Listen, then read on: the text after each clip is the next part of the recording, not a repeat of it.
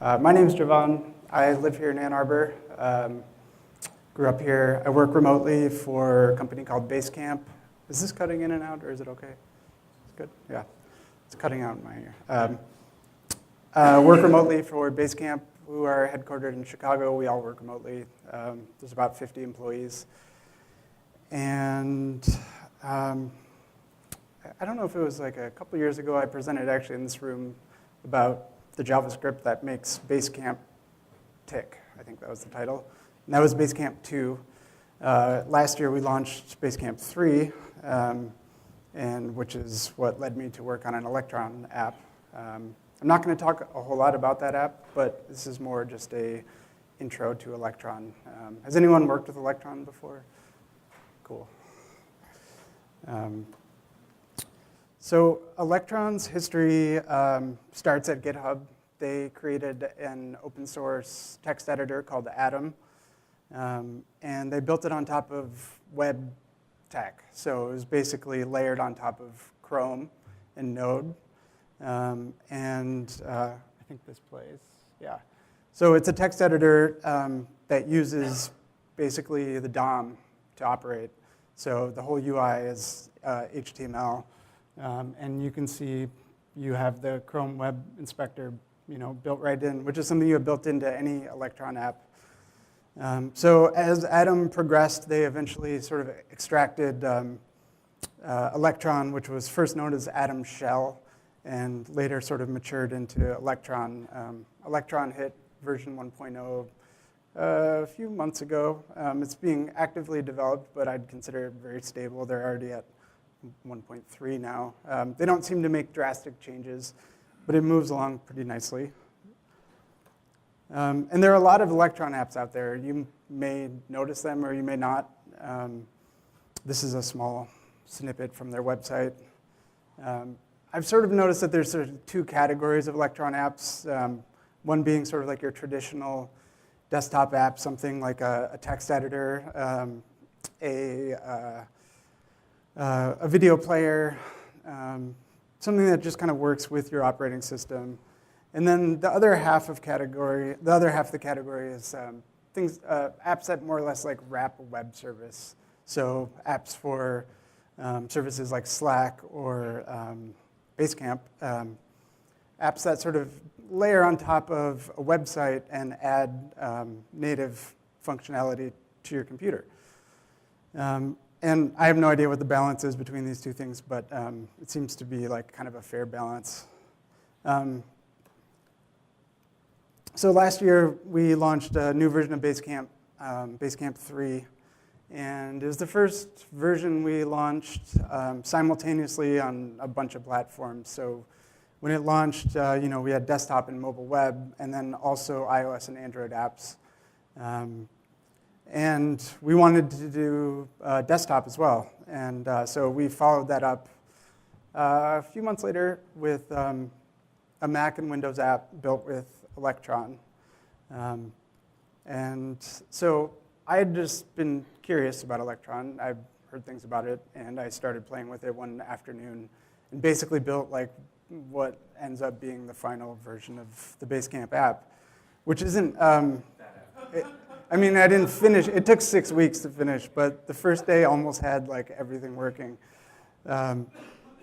And I think even 6 weeks is a short amount of time for a project like this.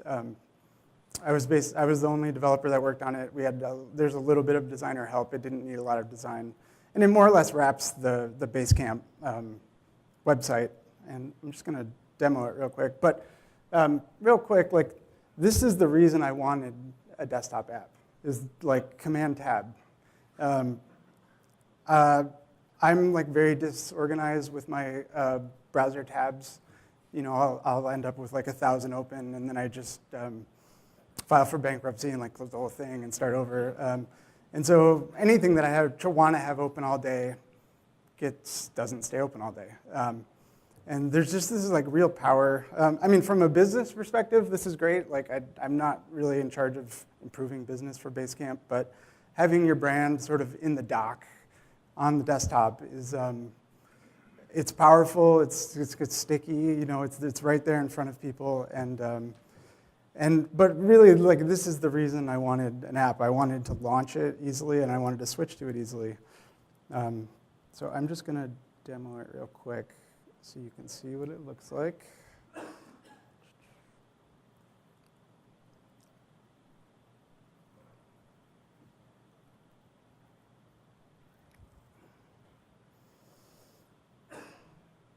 Hopefully I'm on the Wi-Fi.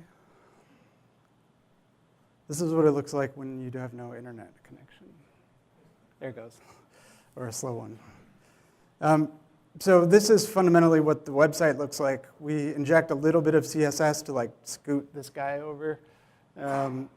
And beyond that, it just wraps it in a thin frame and is its own native window. You'll see that the dock icon gets, this matches the badges from the app. I don't know if you can all see that well, but that's a really nice feature. When you have unread items in Basecamp, they show up in your dock, so it's a nice reminder that you have something new in Basecamp. So you can, Electron gives you APIs to easily control things like this. I'll get into all that later. I just wanted to kind of show you what it looks like. There's a history menu, which is something that I suppose you would have in a browser, but it would kind of be mixed up with your other visits. So this is just my Basecamp traffic. And so you can navigate to previous pages. And it remembers your last place and the window size. That's almost like every feature of the Basecamp app.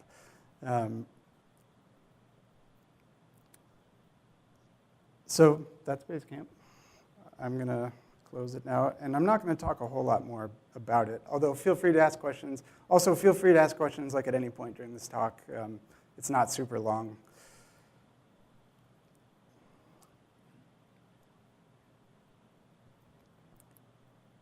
Switching back here.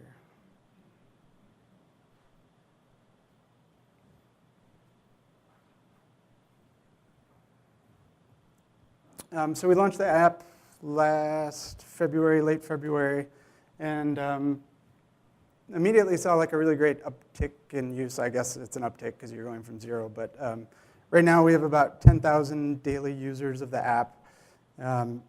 They seem to be about 70% on Mac, 30 Windows. I'm not really sure how that compares to just people in general.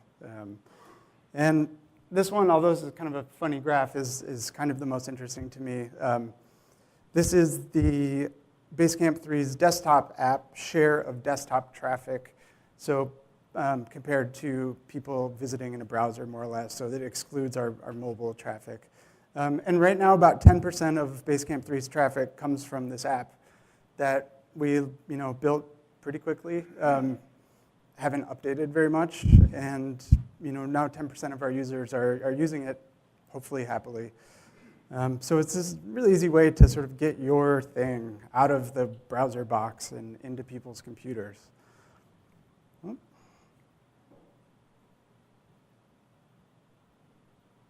There you go. So I'm just going to give like a quick tour of how Chrome works, or most browsers probably work. And this will lead into what Electron is and how it kind of relates to Chrome and the browser. So when you launch Chrome, you're starting this app. You're booting its main process. It's written in C++. Chrome, the browser itself is not open source, but Chromium, sort of the engine, the thing behind Chrome, is all open source. So you can go read the C++ and change it or add to it if you want. Opening a tab spawns a new process, referred to as a renderer process. This is where the DOM lives, your JavaScript, HTML. This is where many of you and I spend most of our time working. It's building these things for these renderer processes. So every tab is a new process. I don't remember if Chrome was the browser that first sort of introduced this process model, but you open a tab, you spawn a new process. If the web page crashes or something crashes, you kill the tab, not the whole browser. You've probably seen that on Frowny Chrome guy, if that ever happens. And these processes communicate back and forth with the main process over an IPC channel, basically just a message channel. So they're kind of loosely coupled, and they can send messages back and forth. So Electron keeps this exact same model, but basically injects Node into it, at least from your perspective. So you still have a main process, and instead of writing C++, you write Node, and you interact with the main process through Node itself or a set of APIs that Electron provides. And then you also have Node injected to all of your renderer processes. So where you would normally run JavaScript, and you still can run JavaScript, you also have Node snuck in. So you can do anything you can do in Node in either process. You can, in that example of Atom where we popped open the console, you can run Node commands from the JavaScript console. It feels strange, like at first, but it's obviously a good fit because JavaScript is already there. Yeah, so the question is, how do they communicate? It's the same model as this. So there's IPC, Node. I'm not sure if they're using the same IPC channel that Chromium provides, but they have an API for IPC. It basically looks like event dispatching and handling in JavaScript. And so if you need to talk between the processes, you can send messages back and forth. And Electron really is just a set of APIs. It's actually not that many. Like this list goes to N, and wherever the rest of the alphabet gets to. It doesn't be just down by the floor somewhere. It's not a framework necessarily. It's not an IDE. It's not Xcode. It's really just this set of APIs you use to build applications. So it's really easy to jump in and start interacting with it. And it reminds me a lot of building for the web, right? So browsers and the DOM provide us a set of APIs. They don't really tell us what else to do. You run your JavaScript and your HTML and CSS. You format it however you want. You structure your directories however you want. You make the biggest mess that you want, or you use whatever framework you want. And in that regard, I feel like it's incredibly easy to get started. So I don't know if you've ever, I don't work on native apps very often, occasionally iOS, but if you launch Xcode for the first time, you don't know what to do, right? Like this is, if you've built a website, if you can build a website, you can build an Electron app. And we're going to do that. We're going to build one from scratch right now, and then I'm going to go over one that I built over the weekend. So if you work with Node, you've probably done an npm install before. And this is usually your first step to build an Electron app. You install Electron pre-built, which is basically a thin shell that downloads the correct Electron binary for your platform. So when Electron cuts new releases, they build binaries for all the platforms it supports, Mac, Windows, Linux, like Windows 32, 64-bit.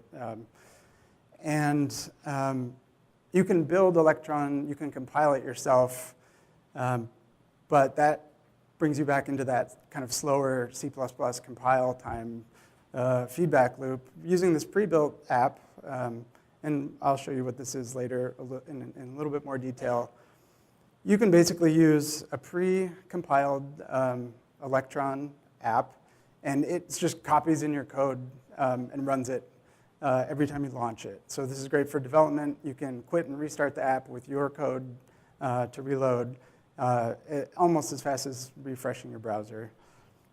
So I'm going to foolishly try to do this live here.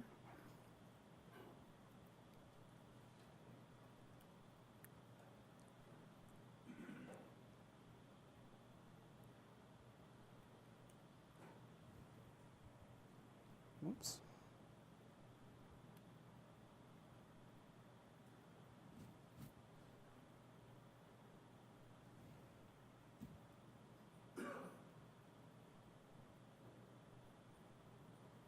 Is this font size big, too small? I'll just start. I'm going to make a new directory.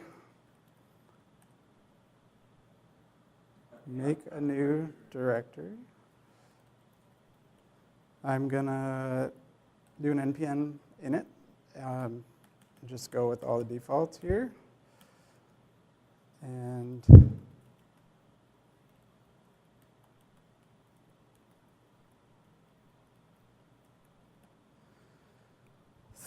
this could take a really long time or not.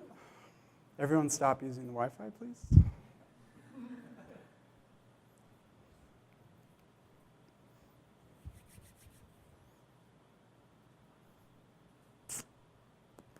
I've got a backup if this is too slow. Not too bad.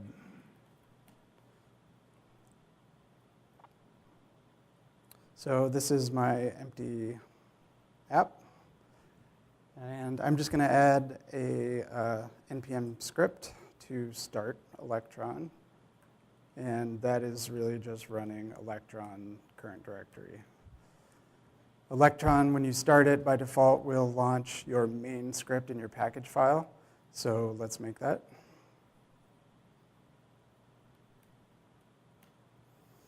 And this is your main process. So when you boot Electron, your Electron app launches. You're starting in the main process. Your main process spawns renderer processes. That's usually the form of a browser window. So where Chrome would already have its frame and you're launching tabs, Electron, you're launching a process which is then going to launch Windows. Because Electron doesn't have tabs. I mean, you could implement tabs. But so step one, pull in a few of the modules from the Electron API.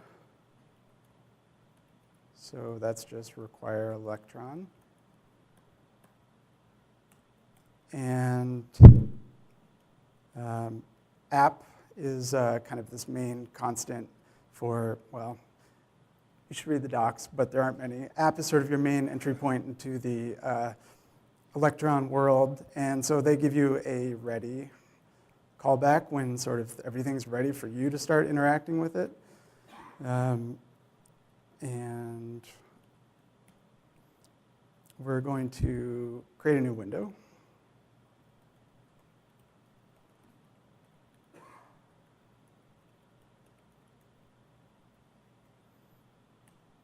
We're going to tell that window to load a URL. This could be a URL on the web. This could be a local file. In my case, I'm going to open a file.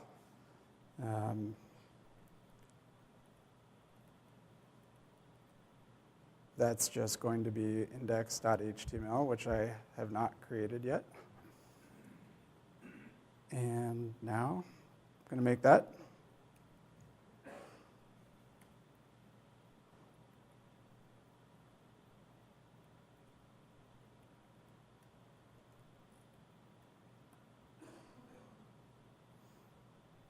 And that's our app,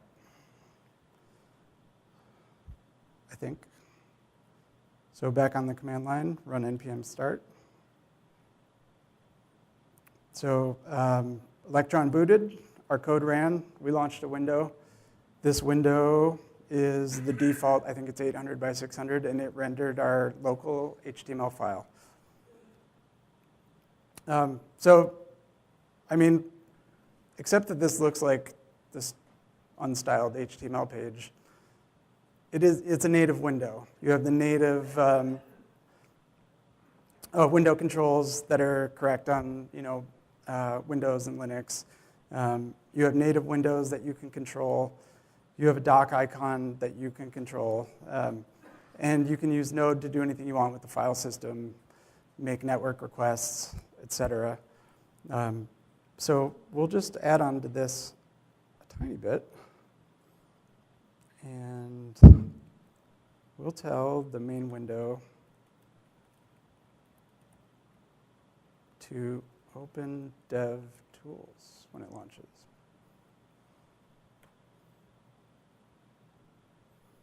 And so there's the web inspector that you know and love. And there's our H1. So this is a really powerful debugging tool, the same way it is when you're building a web application. And it's available in every Electron app. You can control the console. You can even add new content windows to the console. So I'm not planning on building this into anything that does very much, but let's just add a script.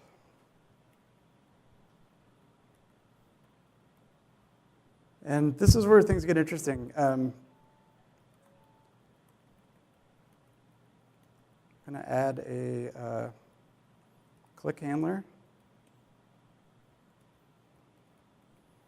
And then I'm going to run require right in our HTML file. Actually, I want to get the event here. And I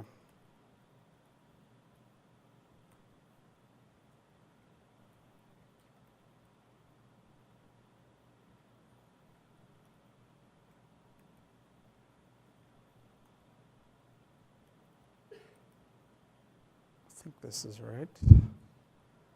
So I'm adding a click handler to the document, and on click, we're requiring a node module, Electron, kind of reaching through it, and we're going to set the badge to this clicked text, the doc badge, plus the coordinates of where we clicked.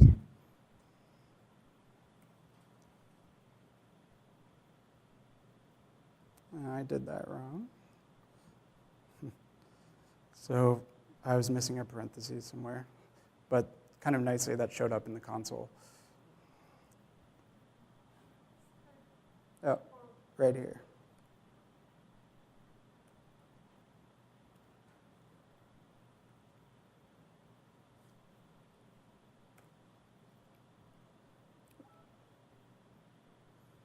So there we go. Well, that's my max doc size, I guess. But every time I click, I'm updating the page coordinates plus the word click. It doesn't quite fit in the. But this is really fun. You're getting out of the box. You know, you're reaching out of the browser into the computer, and it's super easy. Like, these APIs are great. They work cross-platform. I think I actually just used a Mac-only one because there's no dock on Windows, but it's fun and it's super easy. We made that in 2 minutes. Any questions before I leave our app behind?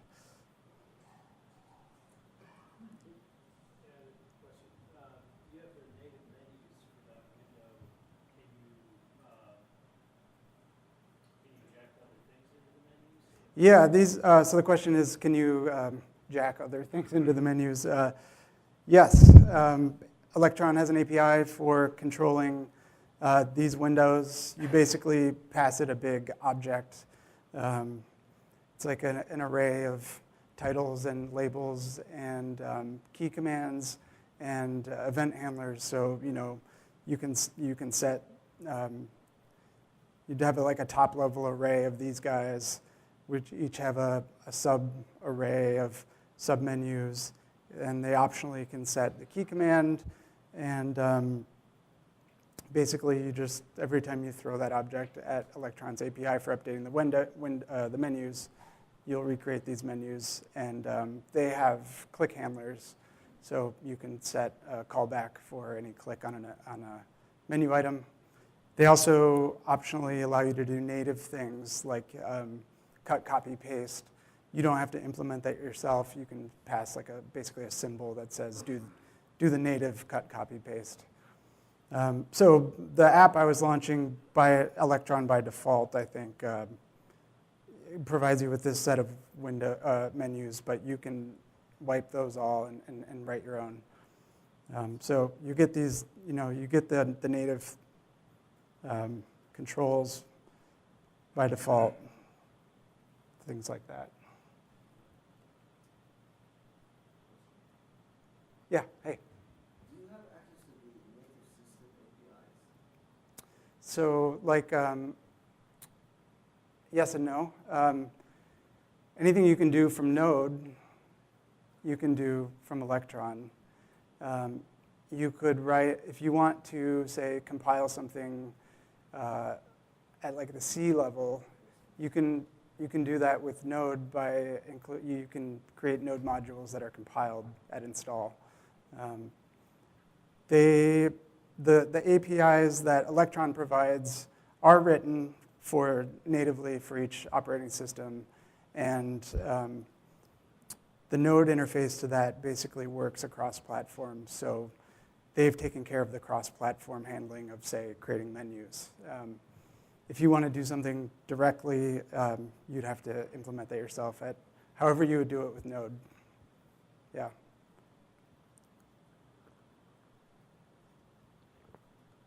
Okay.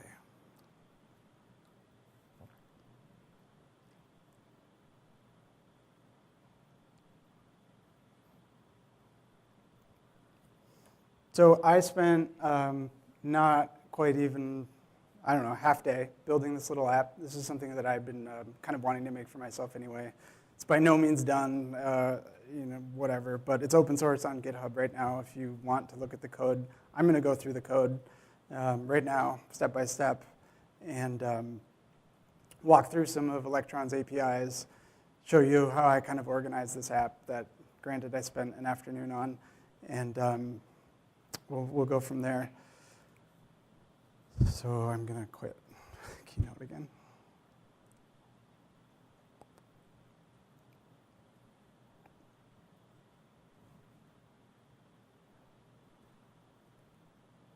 One second.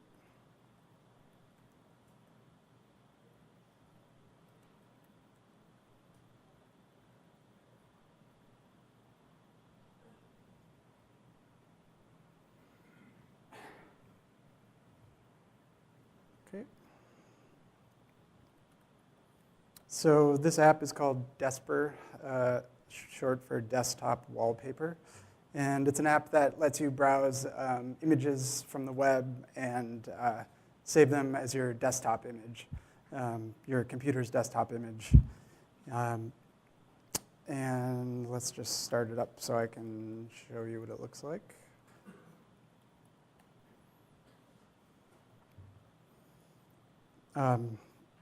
So on the left, we have a list of collections of images. Clicking one loads them. When you hover, you can mark one as a favorite or set it as your desktop image. And that's basically it.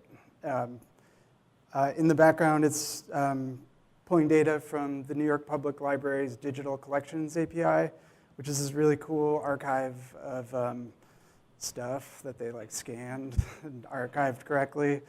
And there's a ton of stuff up there. I handpicked these collections because I thought they were, well, even the dimensions were sort of right for desktop images. But it's really fun to browse. I'm not actually making live API connections right now. I basically saved a big JSON blob, and this app loads from it, but the images load from them. So and then let's see, let's hide others. And so I can mark one as a favorite, shows up in my favorites. Or set it as my desktop image and becomes a desktop image. So again, this is a thing you couldn't do before from a website. You can't reach into someone's computer. It'd be fun, I guess, if you could. But these are the kinds of things that get me excited about Electron, is sort of just this breaking out of this really constrained box that we've kind of all worked in for a long time. But also this box that is super familiar. I've been working with the web for a really long time.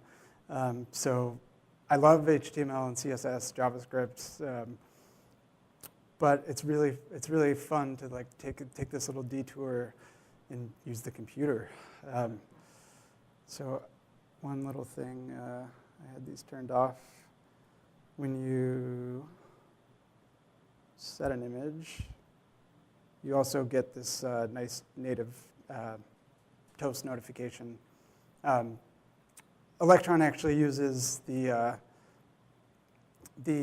DOM, or the browser's notification API. They hijack it. So when you launch a notification, rather than sort of Chrome's rather ugly notification box that's not native for some reason. They reach out into each operating system and create a native notification. So that, if you had, like, for example, with Basecamp, we were already using that API, wrapping it in an Electron wrapper. We just get these nicer notifications now, which is great. Any questions about this so far? Probably not. I'm just going to jump into the code. So this is it. Basically the same structure that we had before. Package.json is our entry point here. This one points to main index in a main directory and has a couple other dependencies, but not many. And so I tend to organize, I know these are small on the left side here, but I tend to organize my Electron apps sort of divided by main and renderer because they're running in different places. So your main process is the one that boots. Typically, your main process doesn't do all that much except control windows. And then your renderer processes are the ones in the browser. They also have access to all the browser APIs. So the same code won't necessarily run in both places. If you're using DOM APIs, that's not going to work in your main process because there's no DOM there, et cetera. And then Electron's APIs clearly state this, but not all of them work in either process. So some are designed just for the main process. I don't know if any are just the renderer process. And they provide a bridge, actually, to reach from renderer into their main API.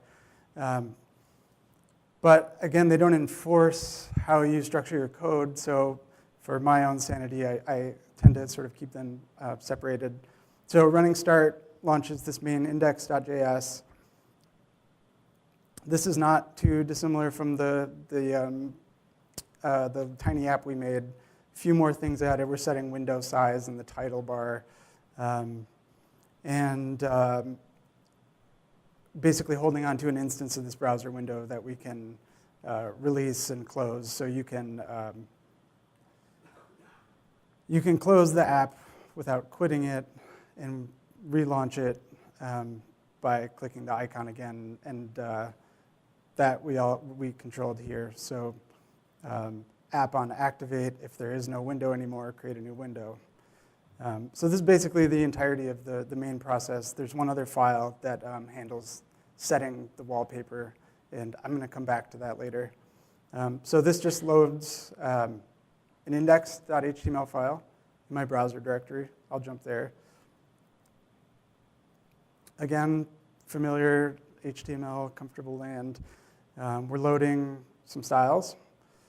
We've got a script that just requires one index, which kind of loads the tree of things. And I'm using custom elements here.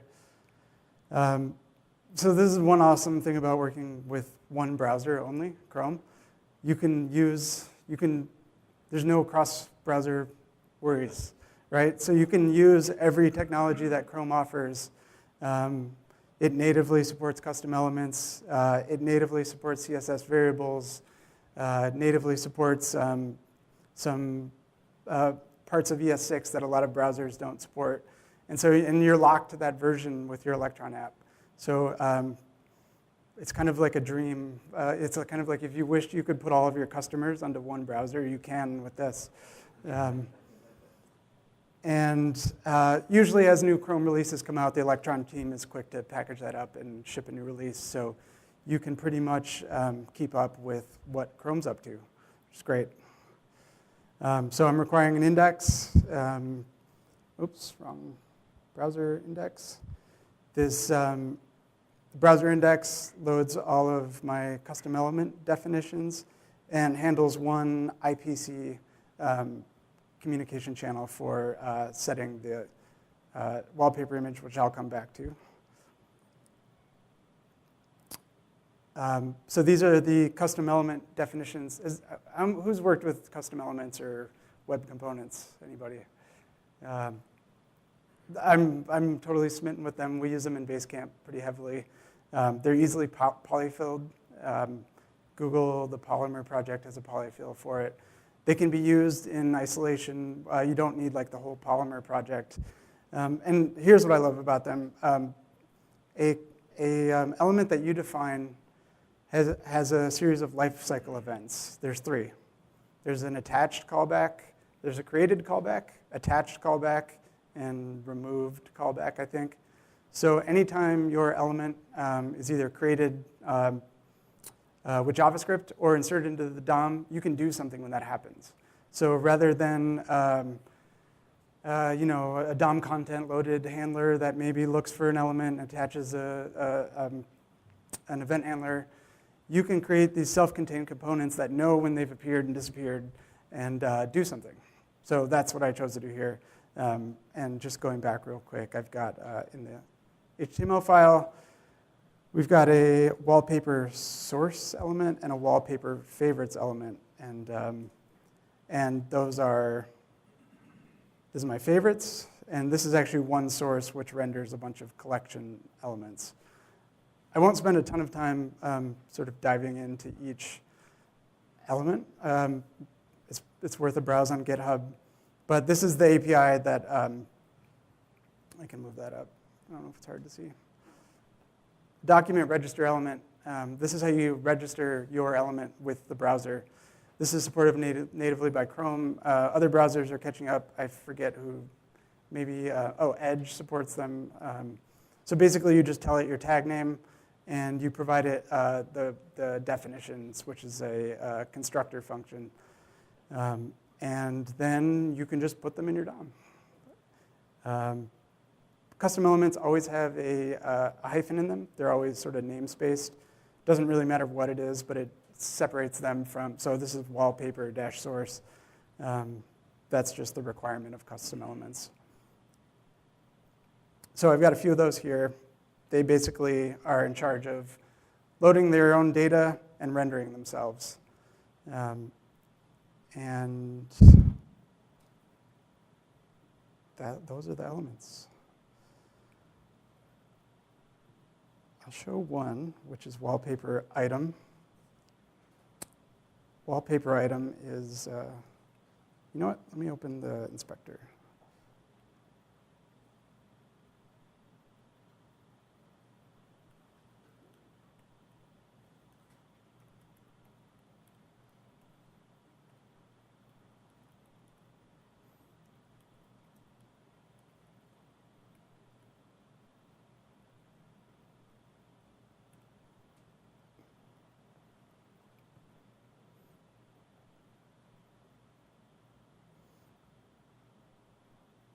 So the font size is small. Oops. Too big. So here's my collection of custom collection elements. And then these guys over here are a wallpaper item right here. And what's neat is you can treat these like classes. And you can hang objects off them. You can create methods on them. So if I look at this method, or this element, this is just a DOM element, I can reach into it and access a property I set. So that's the item which contains the metadata about it just has the image URL and stuff.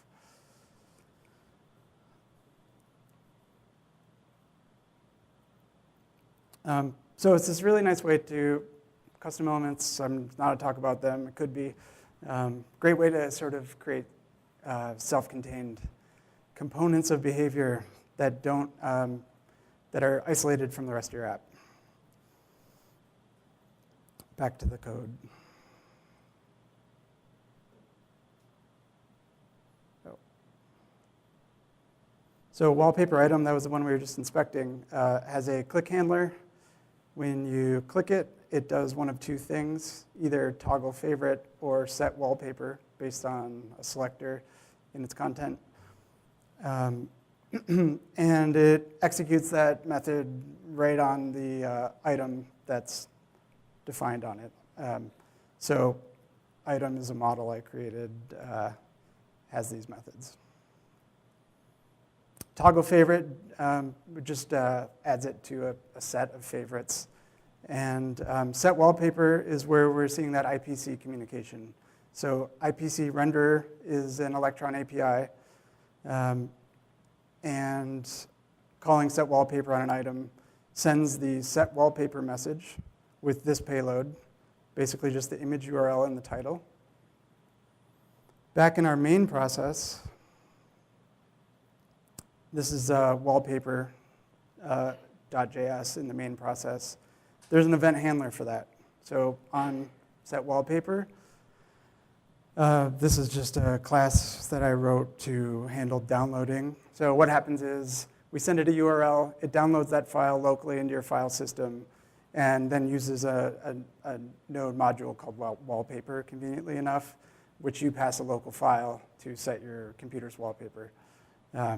So uses that URL, downloads it. The download all happens using Electron APIs. So this is where you can do really neat things like really reach into the internals of the browser.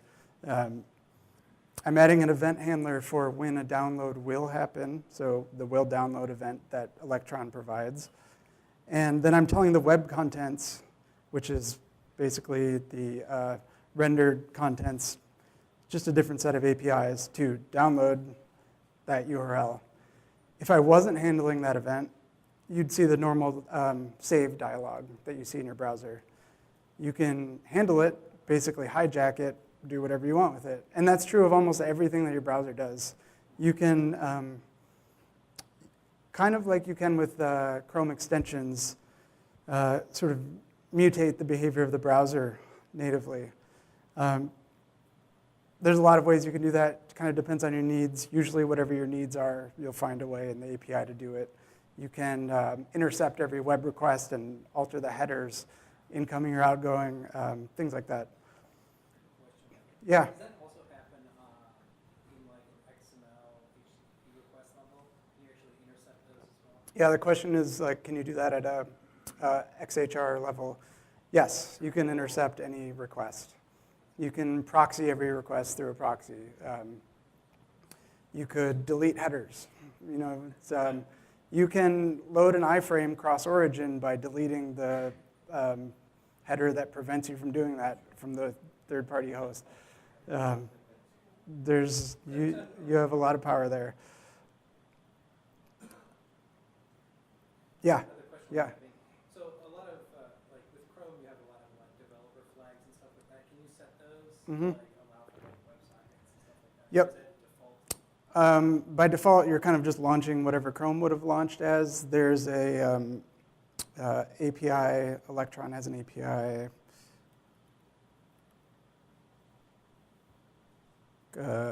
App command append switch, and this would let you set any of the developer flags that Chrome offers.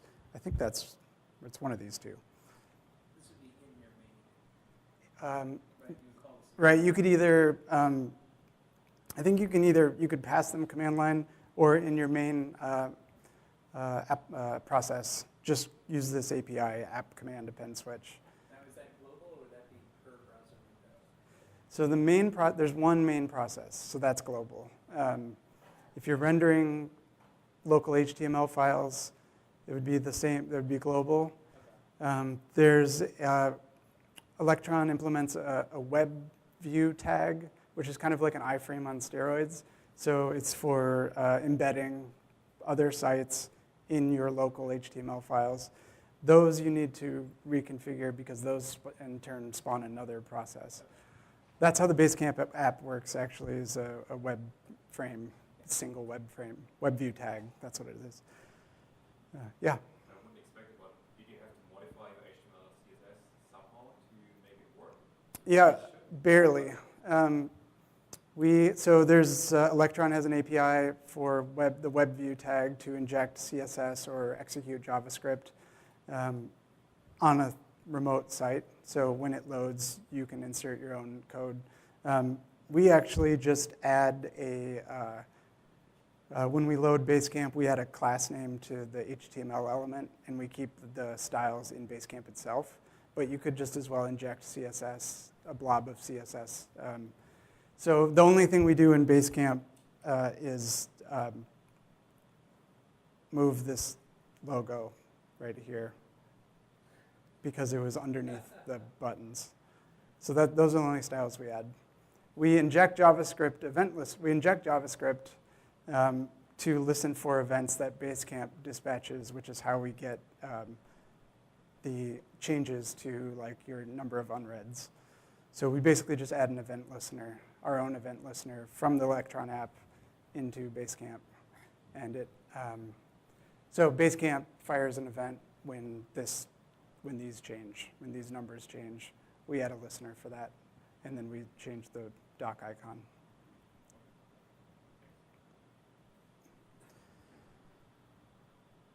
Long story short, we download the URL, and then remember, this is our IPC communication. We're in the main process. Set the wallpaper, and then this is just a convenience thing. The event that we handled has a sender object for basically sending a message right back. So event sender send wallpaper set. So we receive the message, we set the wallpaper, we send it back to the renderer process, and the renderer handles that right here. So IPC renderer on wallpaper set, and this is where we create that new native notification, DOM notification that we saw earlier when I set that guy. Happens right here when we get the message back.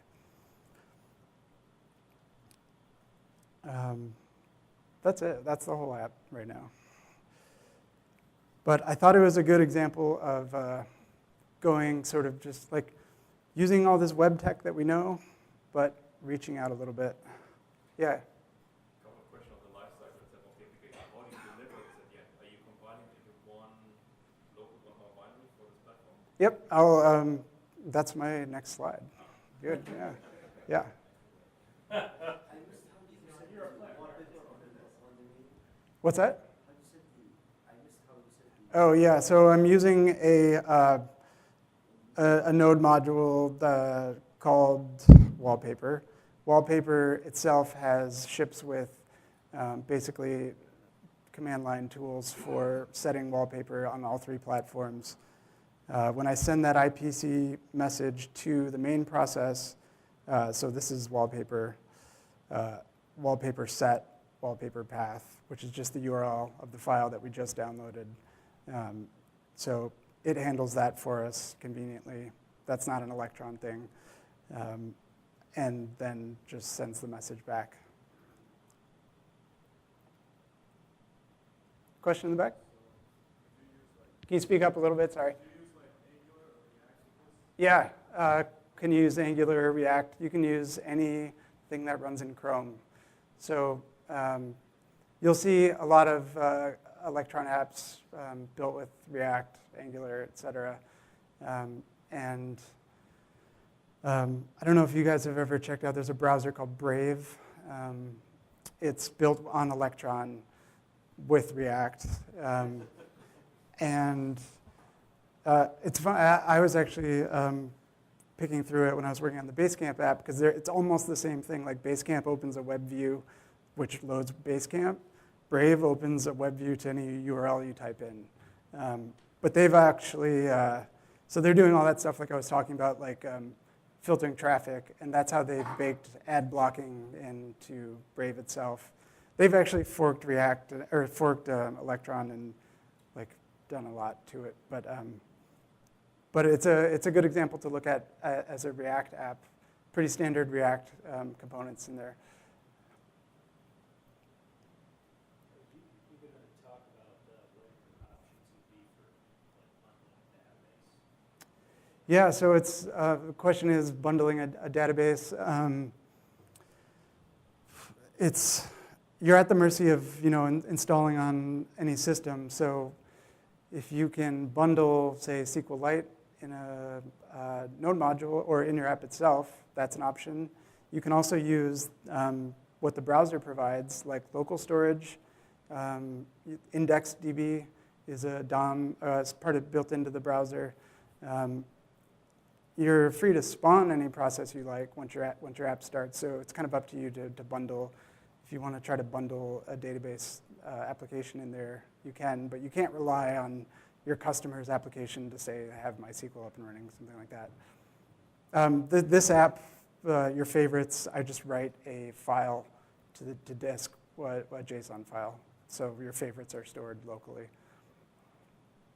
You have a question, Brian? Yeah, so if you have the browser window go to a URL, can that JavaScript then run things on your computer? And if so, how do you sandbox that appropriately so you can say, I want this to So if that website you visited tried to use right.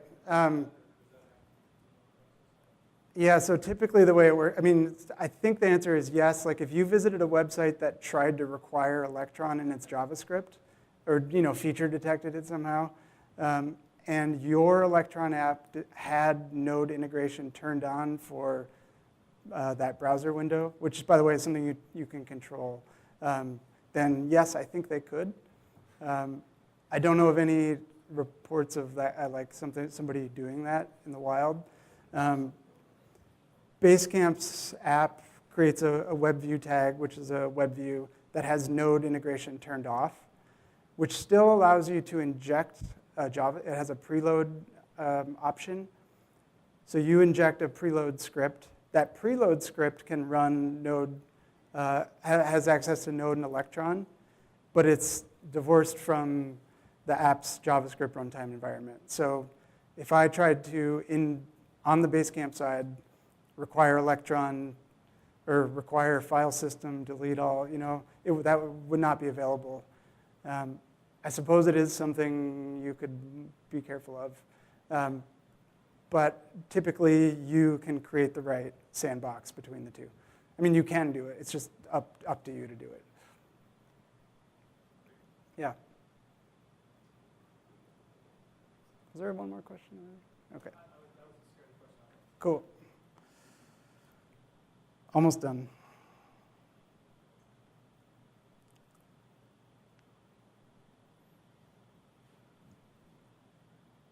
So this is my entire slide for how to package and bundle and ship your app. There are a bunch of ways to do it, and there's a lot of tools that the Electron community provides. There's Grunt plugins, but the basic process is when you ran that Electron pre-built, you basically have like your app.app in there, like it's a Mac app right in there, and it's copying files inside of it. So the bundling process is doing that like more efficiently and like zipping it up and code signing it. That's actually like what took me the longest of building Basecamp's app was learning how to code sign both a Mac and Windows apps. Basically, we already had a certificate from Apple. We didn't have one for Windows. You buy this expensive certificate and never think about it again. But you're signing your application with your name. It's kind of like having an SSL certificate. And when people download it, it becomes trusted on the computer rather than throwing an error saying, like, we don't know who this developer is, or maybe not launching at all. So if you want to launch a production app, you need to sign it using a Mac, if you want it on Mac, a certificate from Apple. And basically, the tools for packaging have like a flag for providing your certificate ID, and they handle all of that for you. The end result is typically a zip file. And you would just make that file available to your customers. Electron has APIs for handling automatic updates. So you point it at a URL of your own choosing, and it basically needs to respond with yes or no, is there an update? So typically the URL you'll pass it will be the app's version that it's providing. Your server, if there's an update available, responds with the link to a zip file. And Electron handles the rest. It handles downloading the app in the background, and just basically dispatches a set of events that you can choose to react to. So, there's one for while it's downloading, one download complete, and then there's an API for basically install and restart. The zip file would be Electron plus your application code? So it all, yeah, so like You mean even for the updates, you would get the whole bundle every time? so on Mac, yes. On Windows, they use a different, Electron smooths this out, but Electron uses Nougat, something. Basically, they ship diffs of the app, but on the Mac app, it's the full. So the Basecamp app zipped is like 39 megabytes. It's like if you built it in Xcode, it'd be like 1 megabyte. But then if you brought in a web view, it'd probably be a lot bigger, et cetera. But you're bringing a little bit of baggage with Electron, for sure. It's smaller than Chrome because it strips out a lot of the things that Chrome has in it.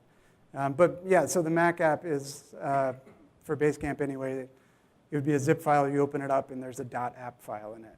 That app file has all the contents of the Electron node, everything. It's all tucked away in there.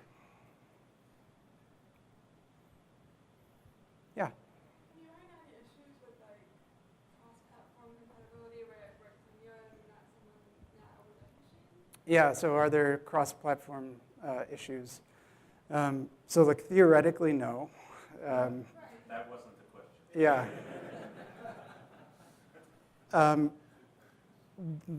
So we shipped with only a 64-bit version of the Windows app. And so we run into occasionally customers on 32-bit Windows where it won't launch. And the only reason we did that because we were like, does anyone use 32-bit? Let's find out. And we'll just start with 64. I haven't had any issues on different Mac versions, like older OS versions. And I haven't worked on, we never made a Linux app because it's such a small share for us. From what I gather, it's really like the code signing and the distributing part that's the hardest part cross-platform. But if you were just doing what I was doing, command line, npm start, they just launch and work fine. Things look a little different on Windows, obviously, so you might want to tailor your styles to feel more Windows native or Mac native. But just like Chrome launches on most platforms, most of your apps in that window. So, you're at the mercy of like its font rendering on Windows, things like that. But for the most part, we haven't had any, like, it's broken on this platform, except for the 32-bit issue we have. Yeah. What's environment management like? Within Electron, you're going to be sending IPC messages, so they're under a main process. In a regular browser context, you're not going to be doing it. So how do you structure that in a large application like Basecamp? Do you have a bunch of conditionals everywhere for the environment, or how does that work? Basecamp's JavaScript is totally separate, the stuff you would load in the browser. Are you talking about how we organize the Electron App's JavaScript? Yeah, that and how it relates to like your actual like Basecamp JavaScript. Yeah, it basically doesn't relate to Basecamp's JavaScript, except that we inject one preload script from Electron into Basecamp that uses totally standard event, it just adds some event listeners for events that Basecamp was already dispatching internally.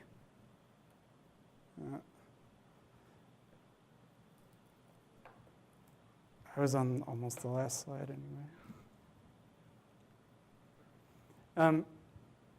If you're using a front-end framework of your choosing, React, Ember, et cetera, they kind of provide you with an organizational structure.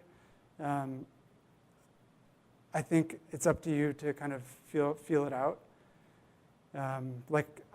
Most of your application code is renderer code typically, and Basecamp's is organized basically like a model view controller that we just created ourselves. So we basically have a models, controllers, views, folders, and we wrote our own classes for each. The code is not significant. There's not much. Bigger apps tend to use frameworks like something like React. It's the same as building a website. You can put files wherever you want. Yeah. I'm not a huge fan of just kind of like event systems in JavaScript generally. I feel like they're like too loosely coupled for my taste. You're just sort of like, here's an event, anybody want it? And that's really your only option for the IPC communication. So you maybe have a naming convention for your events that lines them up on each side, but it's all up to you. And it took me a little while to kind of feel it out, but we don't use a framework because we have so little code. And rendering is all Basecamp. We're not rendering any UI. Yeah. I didn't really have any more, but we can keep, if you have more questions, I'm happy to keep talking.